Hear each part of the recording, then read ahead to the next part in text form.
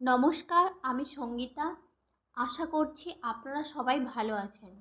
আজ বানাবো খুব সহজে এবং খুব অল্প সময়ে চিকেন কষা। আমরা কেবল দুজন খাবো, তাই 300 গ্রাম চিকেন ভালো করে ধুয়ে রেখেছি। আর নিয়েছি একটা পেঁয়াজ, একটা টমেটো, একটা পাতিলেবু, অল্প আদা ও রসুন ও 3টি কাঁচা লঙ্কা নিয়েছি। আর নিয়েছি হলুদ, লঙ্কা, জিরে ও ধনে গুঁড়ো। নিয়েছি অল্প পরিমাণ চিনি। আর ফোড়নের জন্য নিয়েছি গোটা গরম মশলা ও জিরে এবং নিয়েছি লবণ। মাংসের মধ্যে লবণ ও পাতিলেবুর রস দিয়ে ভালো করে মাখিয়ে রেখে দিলাম।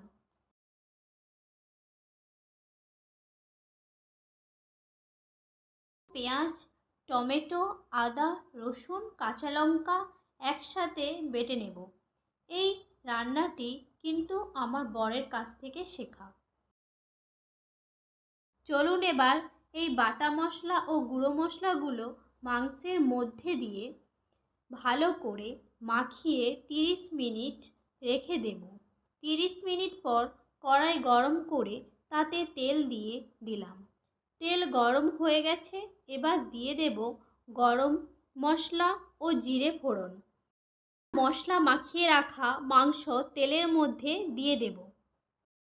আমার বর অনেক বছর পড়াশোনার জন্য একা কলকাতাতে থেকেছে, তাই ও আমার থেকে ভালোই রান্না পারে। ও বলে মাংস যত কষাবে মাংসের স্বাদ তত বাড়বে। মাংস কষানো হয়ে গেছে, এবার অল্প জল দিয়ে দিলাম।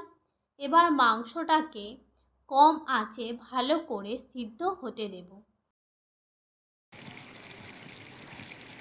অল্প একটু চিনি দেব স্বাদের জন্য।